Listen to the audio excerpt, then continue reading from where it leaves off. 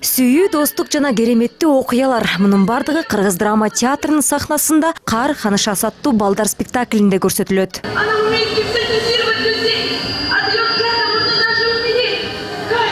Көрүүчүлөр залында бул жолу аз камсыз болгон үй бүлөлөрдүн балдары, интернаттардын жана балдар үйлөрүнүн тарбиялануучулары жалпысынан 500дөн ашуун бөбөк чогулган. Сахнадагы кереметтүү окуяларга алар абдан кызыгуу менен көз салып отурушту.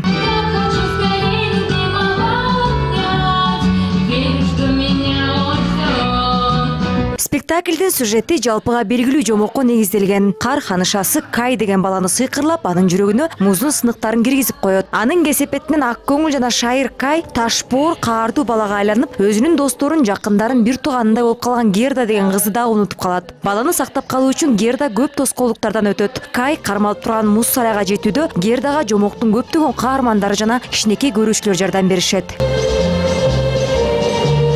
Бул спектакльди казакстандык режиссер Кайрат Баянов койгон. Ал адам бою менен тең курчактардын Казакстандагы биринчи жана жалгыз Сезам театрынын жетекчиси. Бул спектакльди сахналаштырууга Коштун өлкөнүн жана Кыргыз драма театрынын артисттери катышууда. Сегодня спектакль театр саясаттан тышкары. Биз жалпы бир ишти кылып жатабыз. Биз доспуз. Маданият абдан маанилүү. Чоң адамдар ак көңүл, айкүл болуусун каалайбыз. Биз балдарыбыз үчүн жашап жатабыз. Мындай кайрымдуулук акциялары балдардын жүрөгүндө көпкө сакталып калат. Карагылачы, бөбөктөр спектакльде канчалык кызыгуу менен көрүп жатышат. Театрга болгон сүйүүнү кичине кезден баштап тарбиялоо керек дейт Кайрат Баянов. Эң башкысы кереметтер жомокту гана болбой турганын көрсөтүү. Чоң ойгондо дагы турмушта керемет нерселер болушу мүмкүн. Анын үстүнө алдыда жаңы жыл майрамы. Ошондуктан Ганс Христиан Андерсендин чыгармасынын негизиндеги спектаклдин премьерасы кайрымдуулук иретинде акысыз көрсөтүлдү. Сахнадагы оюн кичинекей көрүүчүлөргө абдан жакты. Мне понравилось больше всего там Герда.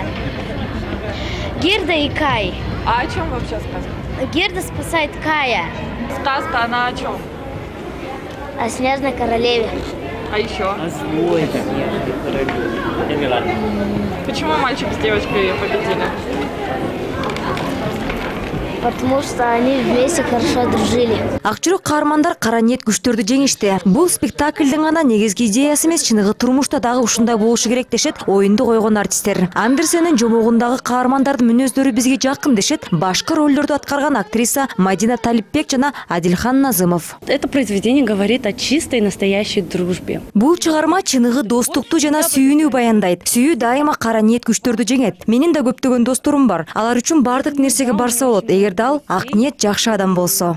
Чыгарма бул негизи ошо сказкалар, жомоктор бул балдар тарбиялаганга да. Бул жомоктагы ошондой да бири-бирине жардам берүү, достук жөнүндө, сүйүү жөнүндө жакшылык кылсаң, ал жакшылык кайрасага айланып келет. Балдарга керемет жомок тартуулоо үчүн роль аткарган артисттер өздөрү дагы ал жомокко ишенулөрү керек. Буга кошумча кооз жасалга, гирляндалар жана ар түрдүү түстөгү оттор жомокко өзгөчө көрүп берип турат. Мунун бардыгы бөбөктөрдүн гана эмес, чоң кишилердин дагы кызыгуусун жаратат.